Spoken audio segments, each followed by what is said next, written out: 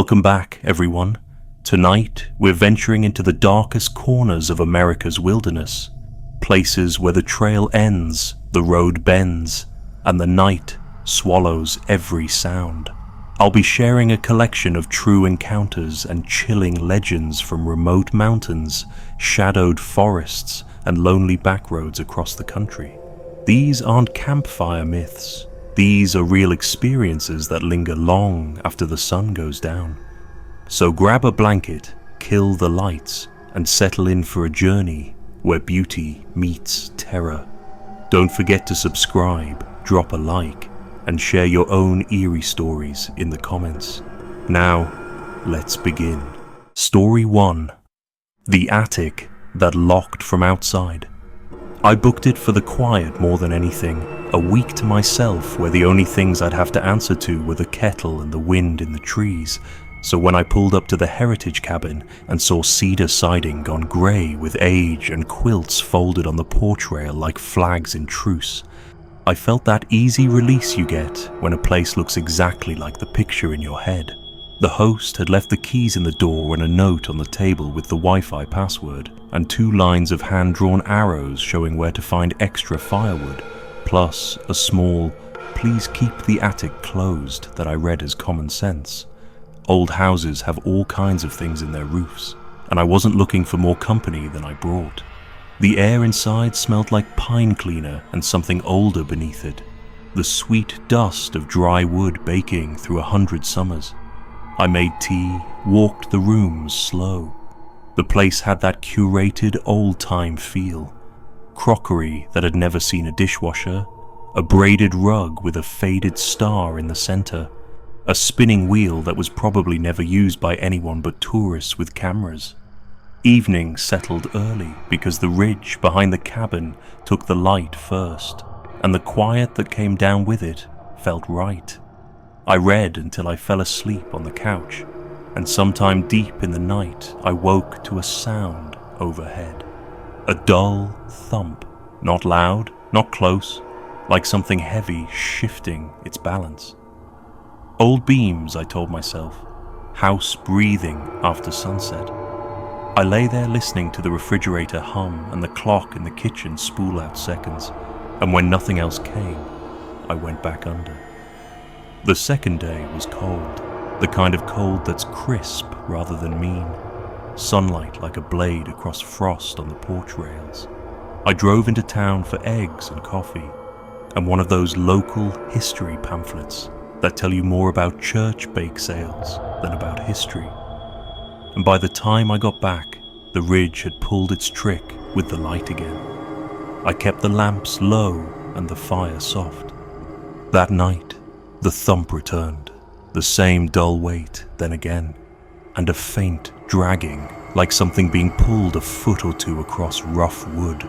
I stood in the kitchen with the edge of the counter under my hands and felt the sound through my forearms. The attic stairs were right there, tucked against the back wall beside a narrow pantry, plain pine steps climbing to a door with a little brass latch. It was closed, the latch down. When I leaned closer, I could smell cold air sneaking around it. That sweet iron smell old wood carries when it holds night in its cracks. I listened until I felt foolish and went back to the couch. There are animals that get into attics no matter how tidy a place is. There are settlement pops. There are stories you tell yourself to keep your shoulders from creeping up to your ears. The third morning, I noticed the latch had shifted. I couldn't swear it, and yet I could. The angle of it was different, as if someone had set it in place from the outside to secure whatever was behind the door on the inside. Maybe the cleaning person had been through after I left for town, I reasoned, checking things, making sure the guests didn't toss their cigarette butts in the crawl spaces.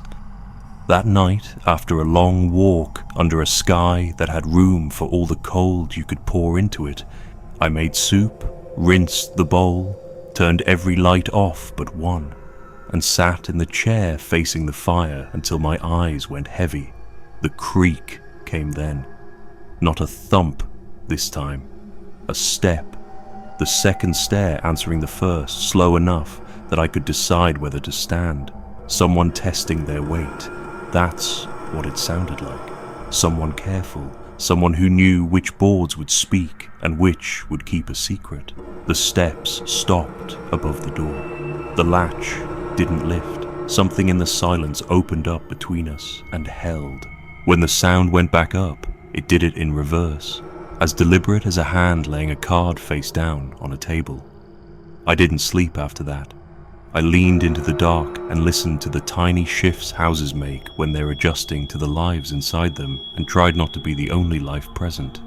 I called the host in the morning and left a message that was mostly about the heater, which I pretended was acting funny so I'd have a reason to ask if anyone else had access to the house. He texted back, "All yours. I'm out on a run. Attic sticks in winter.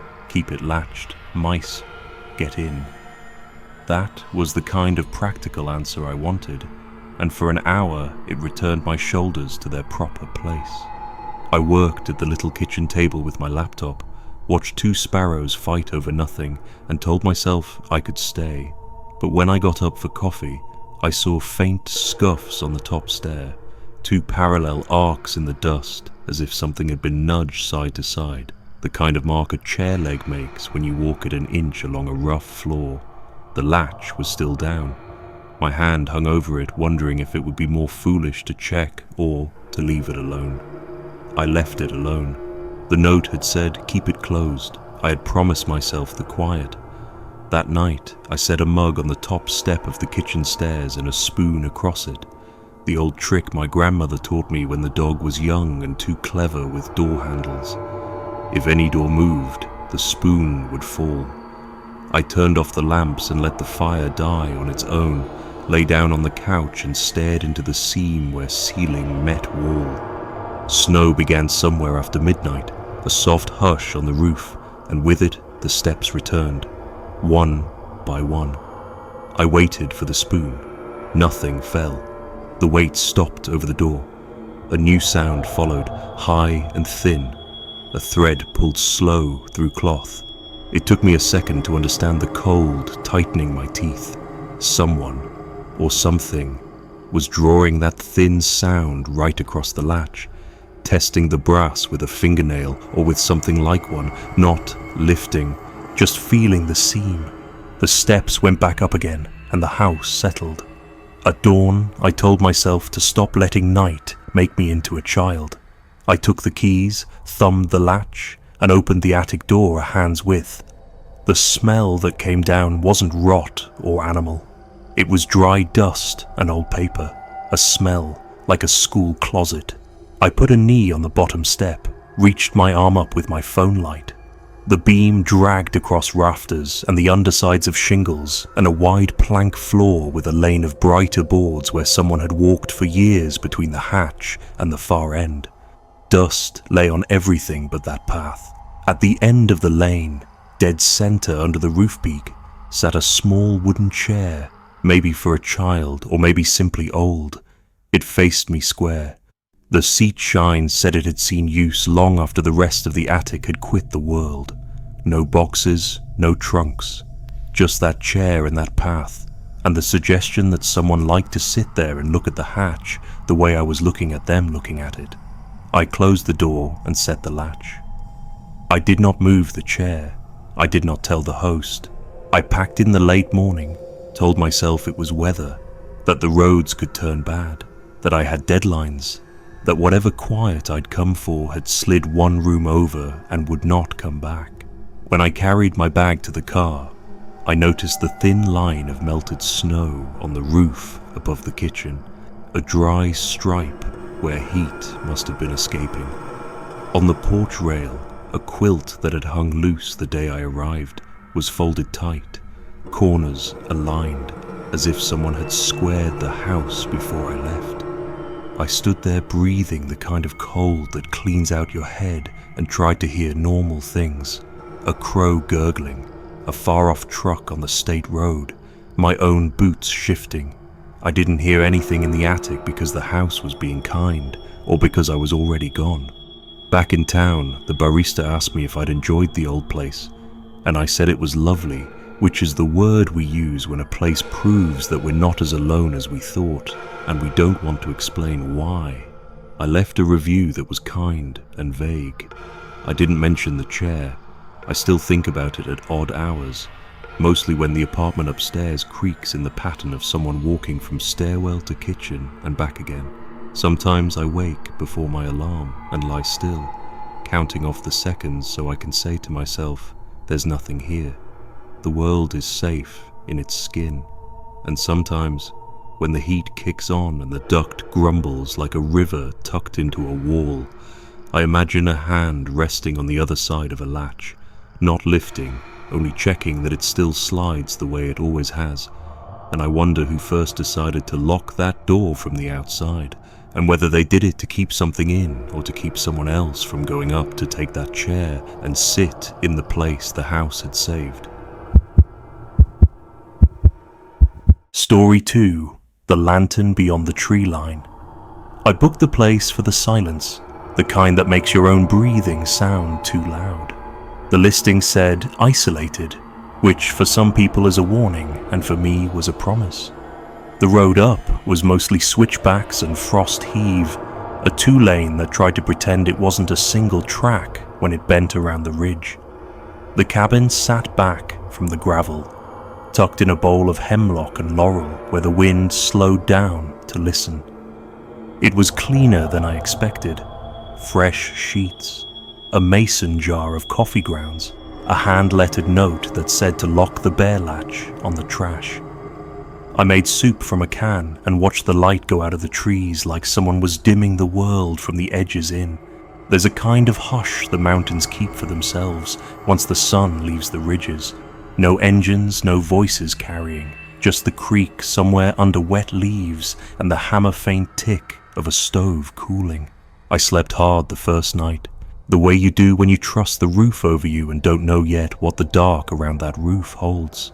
The second night, after another bowl of soup because I'd misjudged how far the next store would be, I stood on the back deck and let the cold soak up through my socks to remind me where I was. The backyard wasn't a yard so much as an idea of two flat steps of ground before the forest rose, a line where human habit gave up and the land resumed. That's when I saw the glow. It wasn't a campfire. I grew up around campfires and know how they flicker and throw shadows in a way that gives them away. This was a steady orange eye, low to the ground and barely moving, deep between the trees just past the line where the deck light stops helping.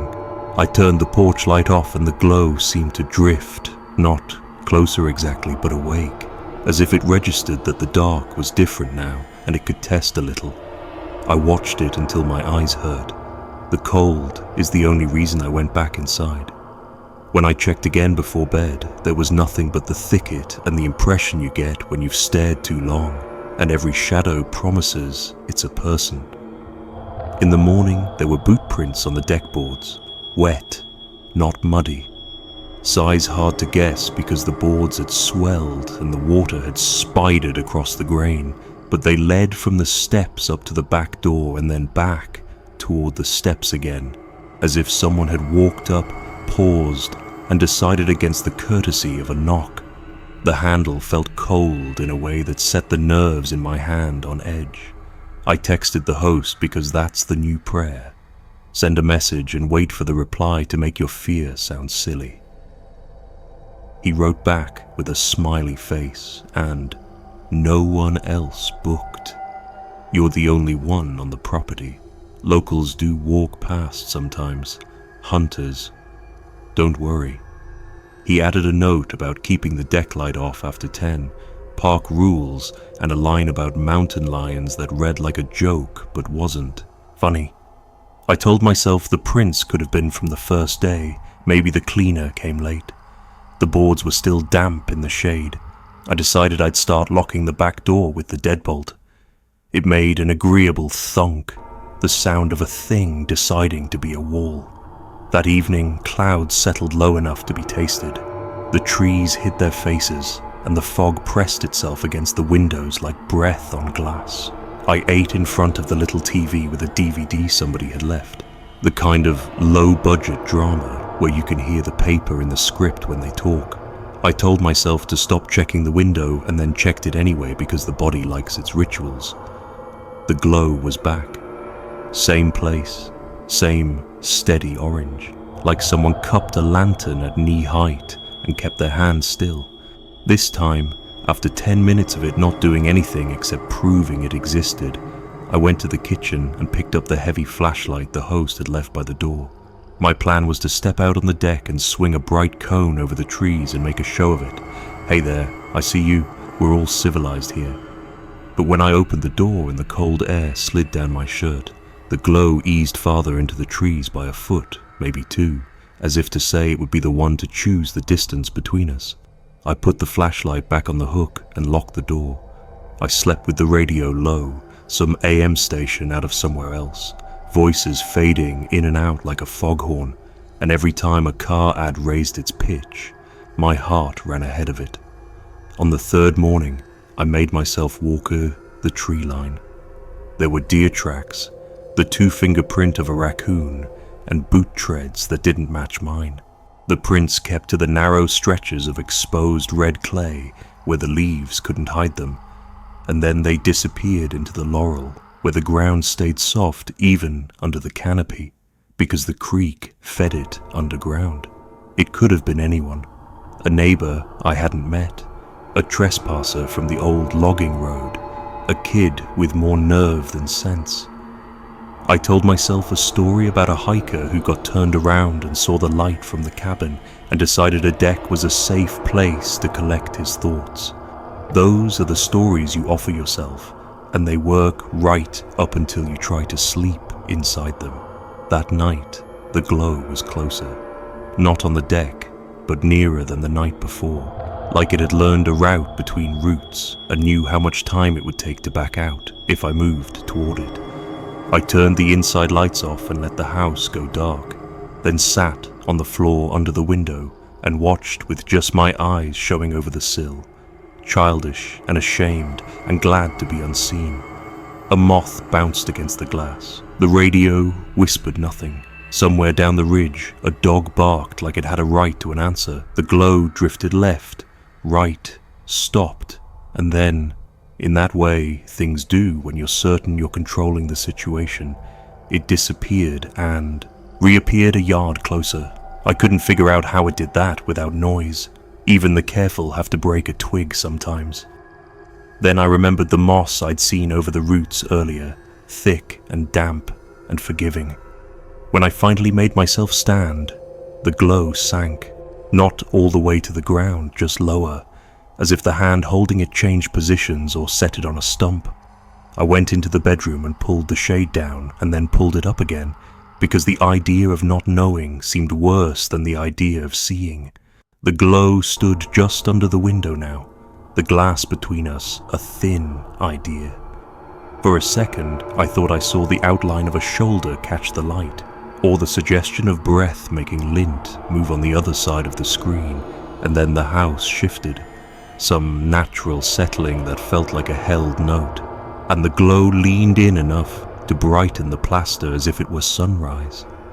I pressed my palm to the glass because I wanted something of mine to meet something of the night halfway, and the cold climbed bone to bone until it felt like it could make an argument in my elbow. I didn't go out. That's the truth that matters. I stood there, the way we do when we're deciding which version of ourselves we're going to be, and chose the one that keeps breathing tomorrow. The glow stayed. It didn't knock. It didn't lift higher or press against the screen. It just let me know where it was until the night, bored or merciful, made a new choice for it. I woke an hour before dawn, stiff from standing, the room faintly orange, not from any light outside, but from the memory of it. When I stepped onto the deck, the boards were wet again, the same size-ambiguous prints in and out, and a matchstick, burned to a black nub, lay in the groove between 2 planks like a message I didn't know how to read. I left that afternoon. On the drive down, I saw a man in an army jacket at the mouth of an old road, hands in his pockets, looking not at me but into the trees like he was counting. Maybe he had a lantern in his truck. Maybe he had a reason to need to be near someone else's window in the cold. I could make a life out of the maybes. Back home, sometimes when the refrigerator motor cuts in with that soft sigh it makes, I feel again the way the glass gave my heat back to me and nothing else.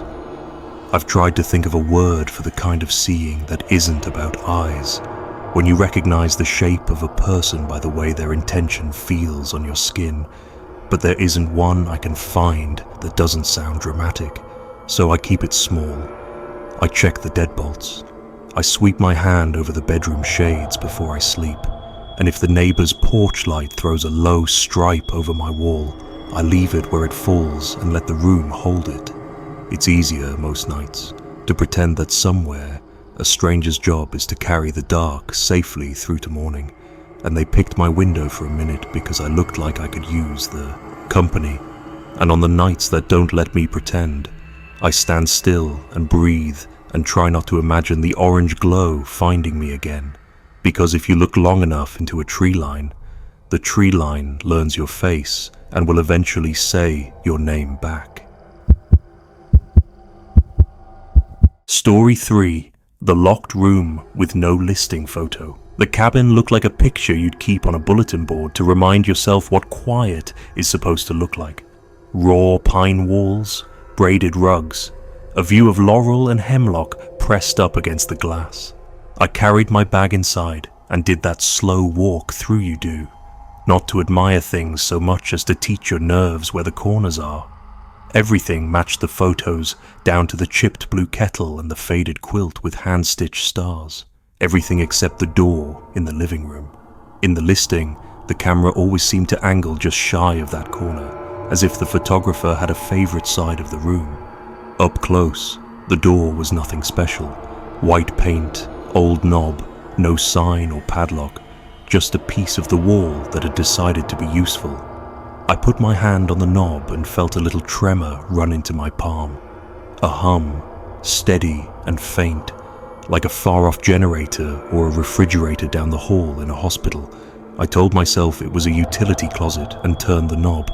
It moved easy, metal on metal, but the door itself gave only an inch and then met something that didn't want to move, not a deadbolt, more like a shoulder on the other side.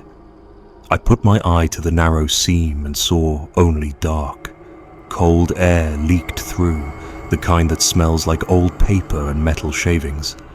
Above the frame, a small return vent had been cut into the wall and painted over. A strip of dust clung to the slats, and I could see where fingers, whose, I didn't want to guess, had brushed through it recently, clean rakes in the grey. I let the door close and told myself it was better to meet a house's secrets on your own schedule. Night fell thick and early, the way it does when the ridge leans in close, and the cabin settled into that deep quiet that lets ordinary sounds grow bones. The hum behind the door became part of the room, a low note the floor knew how to carry. I lay on the couch with a book I wasn't reading and let the stove tick itself cool. Sometime after midnight I woke without knowing why and heard it, breathing from behind the door. Slow, measured, not in time with mine. It wasn't the wind, which makes its own talk in old walls. This had the softness of a throat and the little catch at the end of an exhale you hear when someone's fallen asleep in a chair. I held my breath without meaning to, and the breathing kept on. When I couldn't stand it, I coughed on purpose, and the sound on the other side paused, counting me, maybe, and then resumed, a touch faster, as if embarrassed. In the morning, I looked for rational things. I found the breaker panel by the back door and labeled switches for well, heat, fridge. I flipped well off and on and stood by the door listening. The hum was separate, undisturbed. I took the flashlight from the shelf and angled it through the inch the door would give me. The beam found rough wood 2 feet beyond, the unfinished back of something tall, and the edge of a plastic bin stacked against it. The light chased dust motes that lifted like minnows and slid over the floor toward the vent. Something heavy had been dragged across those boards recently. 2 pale arcs showed where it had walked. I texted the host a polite version of a question I didn't want to ask. He replied that the closet held owner storage, that everything was safe and sound, and I should please keep it closed so the heat runs right. The ... of the typing indicator flashed and died twice, as if he had more he might have said and then thought better of it. By the second night, the hum had taken on a texture, a suggestion of voice braided into it so lightly that when I leaned in, I wasn't sure whether I was hearing words or the shape that words leave behind. Not radio. There was no sweep or static, no drift through stations. Just a tone that rose and fell close to a whisper. I sat with my back to the opposite wall and counted the breaths between my breaths.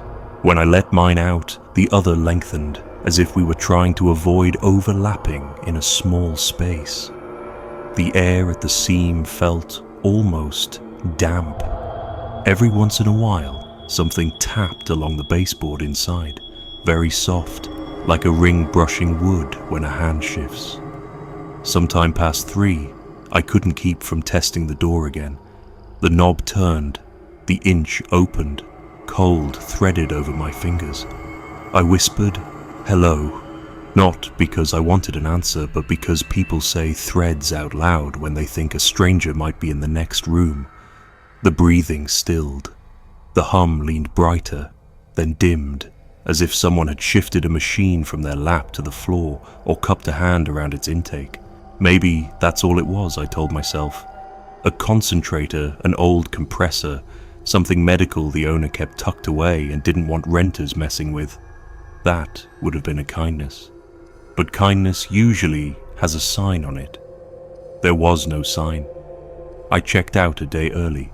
I washed the mugs, folded the quilt to its old crease, and left the key where the welcome note asked. On the drive down the mountain, I kept the radio off and listened to my own breath until the muscles in my chest ached from paying attention. The phone buzzed at the first wide spot with service. The host's message sat on the screen like it had been waiting for me to stop moving. "You didn't open the door, did you?" I watched the typing bubble appear and disappear twice more and pocketed the phone without answering. It's been a week, and sometimes at night I hear the steady hum of the refrigerator in my apartment slip sideways into something that sounds too much like a person keeping time with me. I put my hand on the hall closet knob and turn it just enough to feel the latch click, then stop before it yields. Not because there's anything behind it, but because I have learned that leaving certain doors closed is a way of being polite to whatever has decided to stay on the other side. Story 4. The Cabin with the 2 guest books. The cabin had the kind of quiet you can hear before you get to the door. A hush pooled beneath the trees like water where the ridge breaks the wind. I set my bag down and did the routine I always do in a new place. Walk the rooms, touch the light switches, see which windows stick and which don't. The kitchen smelled like pine cleaner and old coffee. On the table sat the usual guest book, a fat spiral with cheerful covers. I flipped through while the kettle struggled toward a boil. Couples thanking the host, hikers listing overlooks, a note about a fox that sat on the driveway and watched someone eat an apple. Every few pages there were hearts drawn around initials, and once a maple leaf pressed between paper towels like the cabin was a scrapbook. When the kettle clicked off, I put the book down and opened the silverware drawer hunting for a teaspoon. It stuck halfway, then gave suddenly, and something thumped the back of the drawer from inside the cabinet. I swore under my breath and reached in. Behind the cutlery tray was a second notebook, smaller, with a plain brown cover spotted by old grease. It shouldn't have felt different when I touched it, but it did, as if someone had warmed the cover with their hands an hour before. The handwriting inside was tight and shaky, lines pressed hard so you could feel the grooves on the back of each page. No names, no dates beyond the day of the week and a time. Each entry was a number with a note. 1:47 a.m., scratching in walls by stove. 3:15, someone breathing on porch. 4:02, 2 taps against window near sink. The most recent line was from 2 days earlier.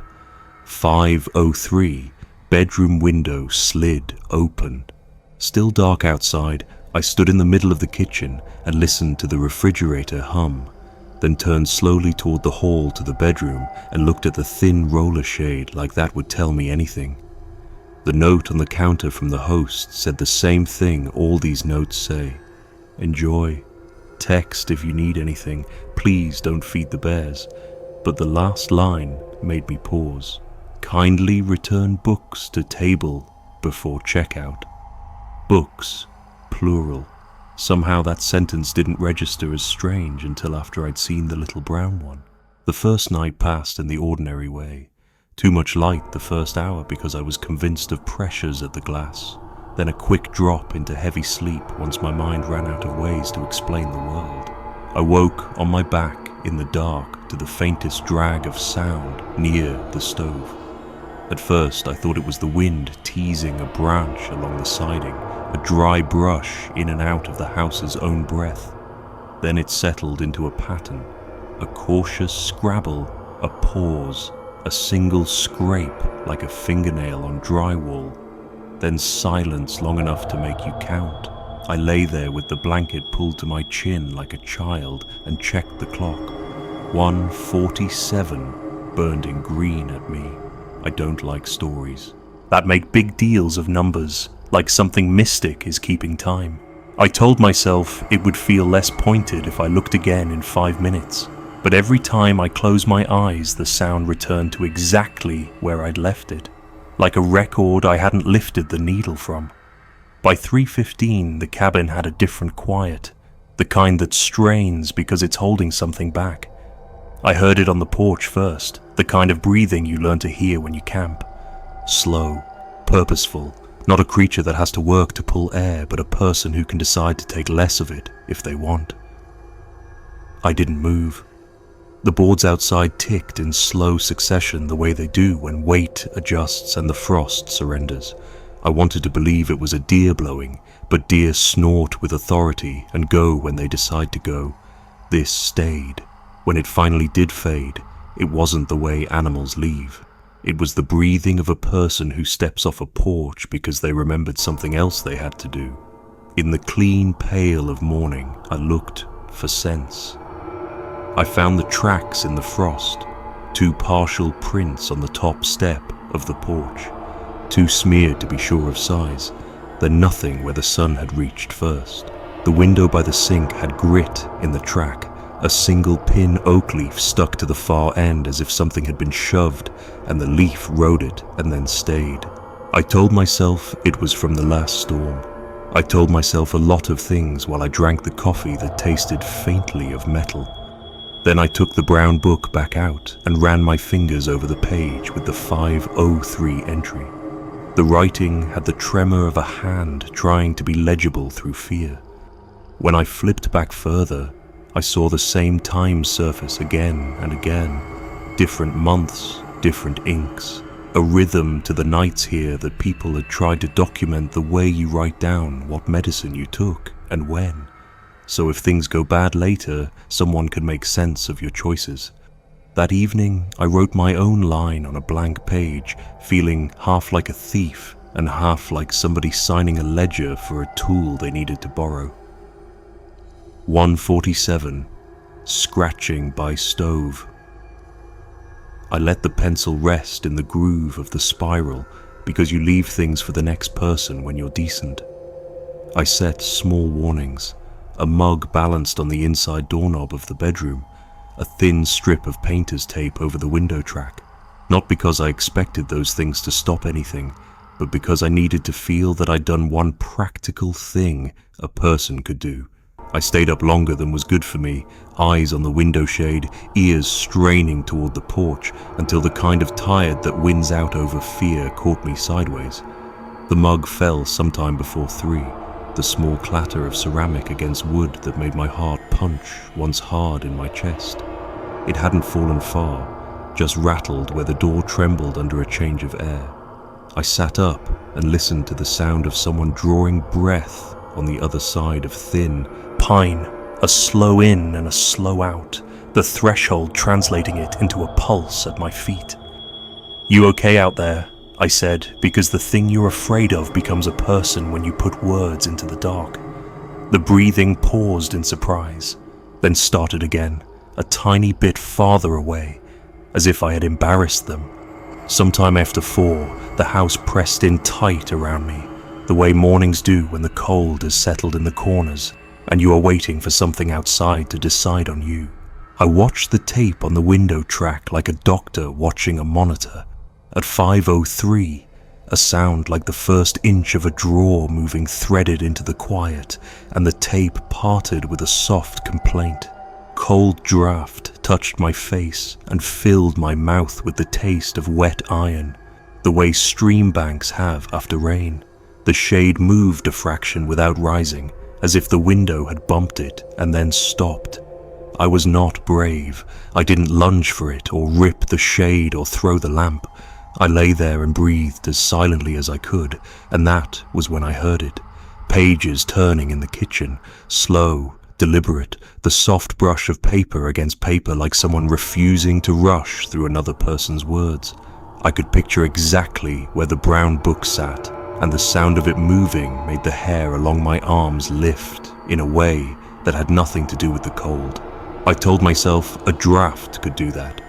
If the front door doesn't seal, a push of wind through a cabin can slide a spiral just enough to make noise. If the fridge motor kicks on or off, you get a pulse along the walls. I told myself these things while each page turned carefully, one and then another, with a patience that felt like attention. I counted 3 turns, then silence. When I finally stood, the window sat closed again on the parted tape. My hand settled onto the sill and came away damp. In the kitchen, the brown book lay open to the page where I'd written my one line, and the pencil had rolled from the groove onto the table as if it had been lifted and set down without care for where it might go next. There was no new writing, nothing dramatic to make it a story, just the quiet and the awareness of my own breath flattening itself. I left a day early. I washed the cup that had rattled against the door and returned it to the shelf with the other blues, then wrote in the cheerful guest book, the kind of thank you that keeps the world from asking follow-up questions. I put the brown book back in the drawer behind the cutlery, though the note had asked for books on the table. I couldn't make myself leave it where it looked like it belonged. On the drive down the mountain, my phone buzzed where I finally had service. The host's message was short. Hope your stay was peaceful. Please leave both notebooks out next time. Cleaner will file them. I watched the typing bubble rise and fall and didn't answer. At home, there are no porches to breathe on, no tracks to read in frost, but I still wake, sometimes just before 5 with the taste of cold on my tongue and the sense that someone in the next room has turned a page gently so as not to wake me. And I lie there praying it's only me remembering how paper sounds. Story 5. The Host Who Never Stopped Watching. The listing said the host lived nearby, and in the mountains that can mean a mile by road and 100 yards by crow. So I didn't think much of it when the check-in envelope was taped to the door, and the key was warm from where the sun had laid on it. The cabin sat at the edge of a clearing, just past where the gravel surrendered to weeds, and the trees knit themselves back together on 3 sides like a mouth closing. Inside, pine walls, a faint smell of Murphy oil, a welcome note in tidy block letters that ended with a line I almost missed. If you need anything, I'll be around. The first day passed in that way quiet places do, one small job at a time. Sweep out the grit by the door, fill the kettle, learn the lamp switches, decide a chair is yours. I liked how the clearing caught the last light like a bowl. I liked how the radio on the counter, an old one with a cracked dial, scrubbed in and out of AM voices from other valleys. By the second night, the cold had sharpened enough to fleece the grass. I was on the couch with a book I wasn't reading when I noticed what I'd taken for a tree stump across the clearing wasn't where I remembered it. The shape seemed taller.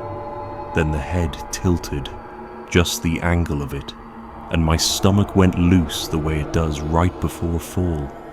Whoever it was stood very still, long enough that the night swallowed the certainty I'd seen them move. I went to the door and pretended to check the latch because sometimes pretending makes you feel like the world is arranged. I did not open it. The figure stayed where the clearing lifts, not advancing, not hiding, the way deer will if they're trying to decide if you're the kind of danger they know. In the morning, the shape was gone and the clearing was only a clearing again. Grass bent where the frost had burned, and a low line of fog walking the tree line until the sun taught it manners. Outside the front door, in the grey powder on the stoop, were footprints that weren't mine. Not straight on, not to and from, but pacing in a half circle, heel to toe, like someone had been listening with their feet. I told myself it could be anyone. Someone lost from the old logging road, a neighbor checking the property line, but the prints kept choosing the same sweep of arc where a person would stand to hear through wood. I texted the host, a polite version of, "Is anyone else around?" He wrote back fast, "Just me." Cell reception's spotty. Wave if you need something. No smiley, no apology. At dusk, the clearing got its bowl of light again and the wind braided the hemlocks in a way that sounds like speech if you let it. I left the porch light off and watched from behind the curtain because fear likes curtains. Nothing came. The book put me to sleep on the couch. Sometime past midnight, a faint static began to tick through the wall behind my head, not the radio on the counter. This was closer, thinner, the little salt and pepper noise of a walkie-talkie keyed without anyone talking. I held still and listened as it rose and fell with my movements, louder when I sat up, quieter when I lay down, like someone had placed a receiver on the other side of the wall and was riding the squelch to hear me breathe. By the last night, I had convinced myself of a dozen small reasons to stay and one large reason to leave early. It's hard to list what the large reason is to anyone who wasn't there. It was in the way the clearing felt occupied even when it was empty, in the way the radio voices ducked under a hush at the exact moments when the floor checked my weight. I washed the mug I'd been using and folded the wool throw like a guest with good manners and told myself I'd pack in the morning. The static started around 1, soft as a moth. A little hiss that thickened each time I crossed the room, answering the turns of my shoulders. I stood very still and then took 2 quick steps, and the hiss jumped like a pulse. Whoever had their thumb on the talk button didn't press it to speak. They pressed it to count me. I couldn't make myself open the door. In the dark glass, I saw my own outline, and beyond it, the suggestion of a vertical shape across the clearing that should have been a stump. At first light, I carried my bag to the car. Frost showed me fresh prints again, a neat arc outside the door as if the same person had traced the same half circle to listen through pine. I shut the trunk softly because it felt like the kind of morning that punishes loudness. When I rolled down the drive and the trees widened enough to give me a slice of the clearing in the rearview, I saw him, a man at the far edge, hands in his pockets, shoulders forward like he was leaning into a wind only he could feel. He didn't wave, he didn't move. The walkie hissed once from somewhere inside the cabin, small and satisfied, and then the road bent and took the view away. Back home, my apartment walls are thin, and sometimes when the neighbor's TV goes to snow between channels, I lie very still and try not to measure my breathing against it, because I know what it feels like now to live inside someone else's idea of quiet, and it has nothing to do with sound at all. Story 6. The River Sound in the Walls. I picked the cabin because the map showed nothing blue anywhere near it. No creeks, no ponds, just a ridge like a knuckle under thin skin, and a gravel drive that ended where the hemlocks began. It was the sort of quiet I pay for. Raw boards, a wood stove that still smelled faintly of last winter, a kitchen window that admitted the kind of evening light that makes you forgive your own decisions. The first night I cracked the window for cold and fell asleep on the couch with the book on my chest. Sometime after midnight, I woke to water. Not a drip, not a pipe knocking, but the soft, confident hush of a river finding its speed. It came from the walls. I sat up and listened to the lap build into a run and then relax again without stopping, as if the house had laid itself along a bank I couldn't see. I turned every faucet to prove something, and then turned them off again to prove something else. The toilet tank was calm, the well pump didn't kick, and still the sound flowed, under, behind, inside. When I pressed my ear to the paneling the way a child listens for the ocean in a shell, the cold jumped my temple, and beneath the water I heard something move. It wasn't an animal sound. It was the kind of slow, deliberate brush a hand makes along stone when the current takes it and the fingers are learning a surface. I told myself it was plumbing, because people like me don't believe in anything but the things we already know how to fix. And then I lay awake until dawn as the river kept its own hour. In daylight, the place refused to share my problem. The boards were warm, the corners dry, the air clean the way it gets, after a frost has told the mold to mind itself. I walked the perimeter and saw no downspout, no footing drain, just long roots like ropes and a patch of skunk cabbage far from any sane waterline. An old nail head on the south wall had bled rust down the siding in a thin tear.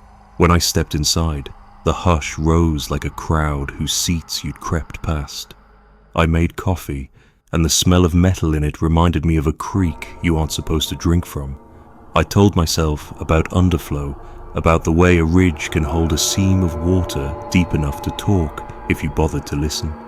I didn't press my ear to the wall again. The second night, the house did that thing old houses do, making you earn the dark by presenting you with warnings disguised as manners. The water gathered itself until the quiet strained around it. I stood in the hallway and felt cool come off the paneling like breath. When I lowered my head to the seam where two boards met, the sound was close enough that my jawbone carried it. Something passed beneath it again, that slow brush, like a palm testing rock for purchase. Then withdrew, then returned a foot farther along, as if it had learned a path and wanted me to know it knew. I slept under the quilt with my socks on and woke to them cold and heavy, not from sweat, but from being near a thing that wouldn't share its temperature. By the third night, the hush had become a voice that didn't bother with words. It came on like weather. The walls themselves felt damp, a cool that pushed through cloth and waited in the hollows near elbow and throat. I set my hand flat and left it there until the ache in the tendons taught me humility. The river inside the wood rose. It wasn't anger, but it was intent. Loose paper on the table trembled, not from draft, but from that tiny insistence a big sound has when it's got nowhere to go. I closed every window and still the air tasted of iron and leaf rot, the tannic tongue of water that's gone underground and decided it prefers it there. Somewhere in the run I heard a strike like stone on stone, followed by that brushing, slower now, as if knuckles learned they might bleed. In the morning, my feet printed the floor with wet like I'd come in from a rain that hadn't happened. The wood darkened under each step and then slowly released me. There was no damp on the rug, no drips from the ceiling, just the boards agreeing I had been here in the way riverbanks hold your boot for an extra beat, and then let it go. I packed because I am not the kind of person who brings solutions, only stories, and the cabin felt like a thing that wanted to keep its own. When I carried the bag to the car, the air was bright and ordinary, the kind that makes you laugh at yourself. I put my palm one last time to the outside wall and felt nothing but sun-warmed pine. Back home, the radiators hissed in the familiar way that belongs to cities and not to hollers, but 2 nights later I woke to the susurrus running along the baseboards, soft and steady, and for a long minute I waited for it to climb. I lay still and counted to see if it kept its own measure or took mine, and when I couldn't tell, I went to the kitchen and stood with my ear against the cool of the refrigerator, needing the ridiculous comfort of a human machine. In the hum, I could almost hear a brush of fingers along stone, or maybe I only wanted to name what I'd left. Somewhere beneath concrete and pipe and every story we tell ourselves about where water belongs, something is moving with patience. I wash my cups slower now. I keep a towel near the bed. In the mornings, when the light is thin, the floor feels cool enough to warn me that the house knows a river better than I do and will let it pass through, whether I listen or not. Story 7. The Guest Before Me. Never left the host's message was polite in that mountain way. Short, careful, a little formal. Apologies if you find a few personal items, it said. Last guest left in a hurry. I took it to mean someone forgot a toothbrush. Inside the cabin, the light had that golden, late afternoon patience you only get when the ridge steals the sun early. I set my bag down and did my slow inspection. Stove, shutters, well switch, the way floorboards talk under your weight. On the daybed by the window, somebody had stacked things that didn't belong to me. A pair of boots with a dried ribbon of mud up one side like they'd walked a creek edge. A flannel shirt folded into a square that didn't match the tone of any hanger in the closet. A phone charger still plugged in with the cord draped neat like a tail. They were clean enough to have been cared for, dirty enough to have had work in them. I moved the shirt to the back of a chair because it felt like setting a plate at a table, and I didn't want to do that yet. The loft above the living room was just a dark square with a slatted rail and a pull chain that hung too high to grab without a chair. The listing hadn't mentioned a loft. The host binder on the counter had instructions for the wood stove and a note about bears, but nothing about upstairs. The first night settled without incident. The stove ticked as it cooled. The radio caught some low AM talk and lost it. The hemlocks made the old language hush they make when wind comes from the west. I woke when the house did. Not to any single sound, but the way a room lets you know it has a second conversation going. After a few minutes, it found a shape, footsteps across the loft. Not scurry, not skitter, but weight distributed with the patience of someone thinking. Back and forth, 4 steps. Turn, the slight lag of a heel finding the board that always gives away the turn, then back again. I sat up and listened to the rhythm until it welded itself to my heart. Hello, I said, because you turn noises into people on purpose when that gives you rules. The steps stopped. The quiet hung its shoulders low. Then the steps started again, slower, like someone had chosen not to answer and wanted me to know they'd chosen. In the morning, the boots sat at the foot of the bed I'd moved them away from, toes pointing in like someone lined them up while they stood there. The flannel, which I'd draped across the chair, had slid across the seat so one sleeve hung toward the floor. I checked my phone for a message that would turn it all into a mix-up and found only a weather alert about frost. I texted the host. All good. Question. Loft usable? The reply came fast. Loft is locked.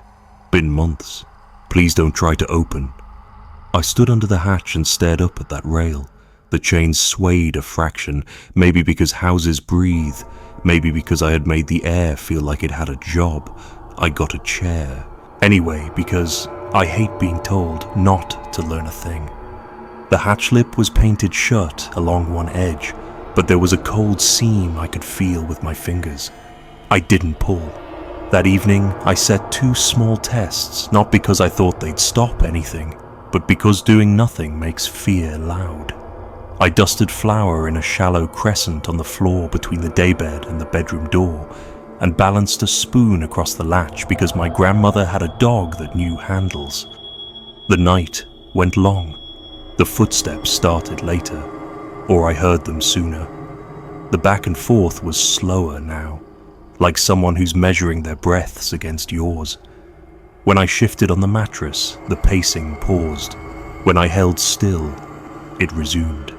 I tried the radio for the noise of strangers and got nothing but static, which is just a different counting. Somewhere near 2, a cold draft moved through the room with the kind of intention that follows a person. The spoon clicked once against the latch. I waited, air tight in my chest. Nothing opened. The footsteps went back to their lane above me, and I could feel the weight in my teeth, the boards telling me what a person wears when they walk too long in the same boots. Dawn made the flour honest. A single line ran across the crescent, a soft scuff from the shelf to the bed, too shallow for tread but too straight for air. I knelt to clean it up and found a hair snagged at the edge, short, dark, not mine. I put it on the counter and then moved it to the trash and then took it back out and dropped it into the sink because I couldn't decide what it was proof of. The boots waited, polite, as if I'd forgotten to put them back on the shelf. I packed without admitting I was packing, folding and pulling and setting aside until leaving looked like an errand.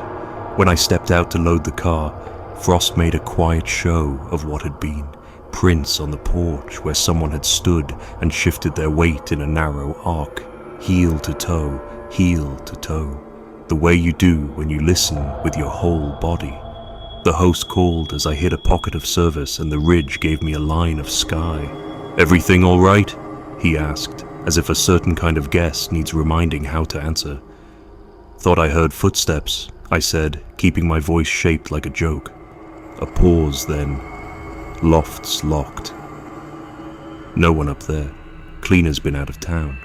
A second pause, longer. "Did you move those boots?" he asked. The question landed in my ear the way a hand lands on a table when someone needs it to be heard. I said I'd put them back where I found them. "Good," he said softly, as if I'd done something kind for someone we both knew and weren't going to name. I checked my mirror while the road bent and the trees parted. For a breath, before the curve took it, I saw the dark square of the loft window that I knew didn't exist. Only the idea of it laid behind the siding, and in that idea a patient shape crossing and turning, keeping its hour.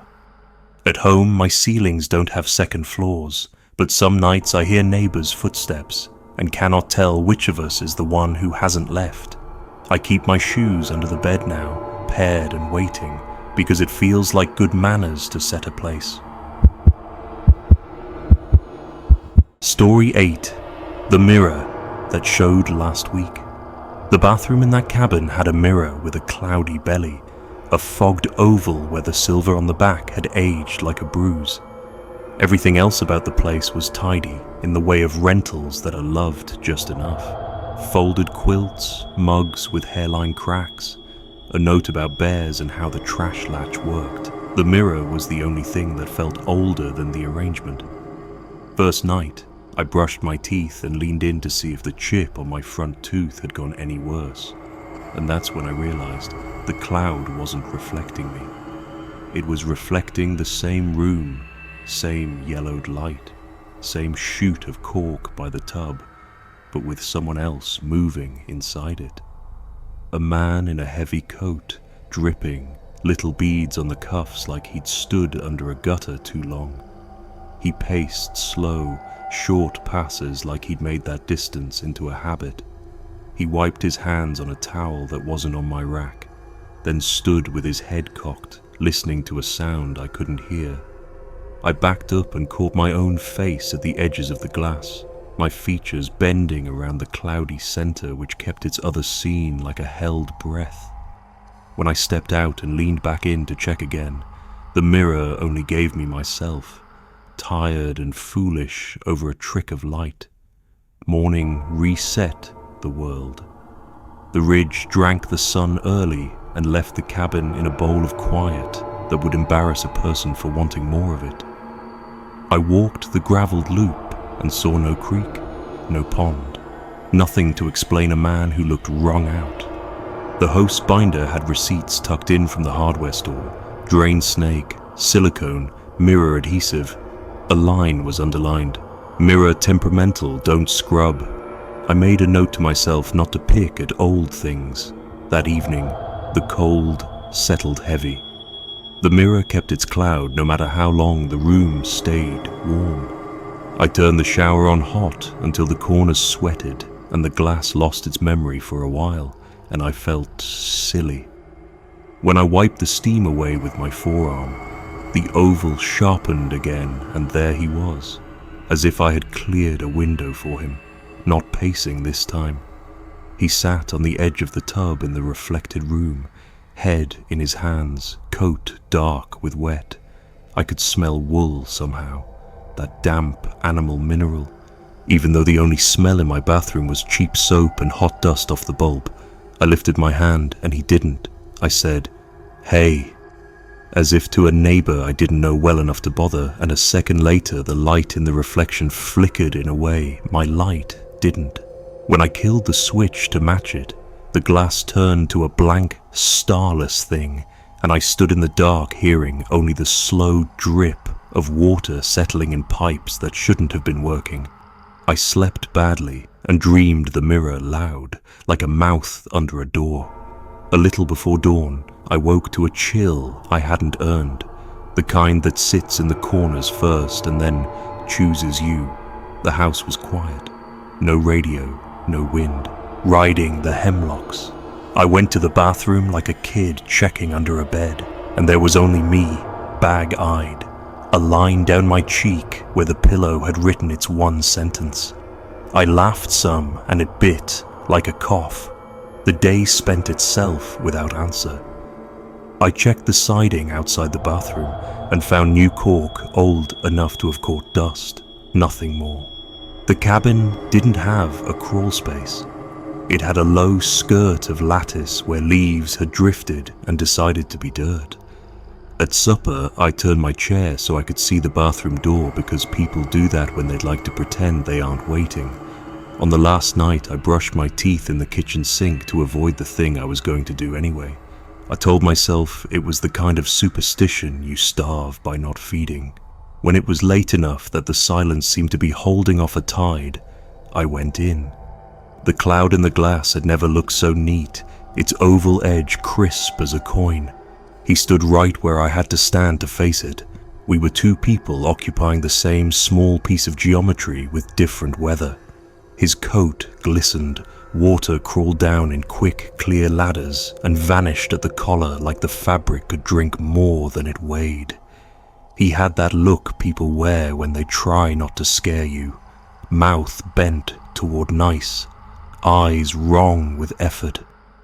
He lifted his chin to line up with mine and leaned the smallest distance forward. I didn't move.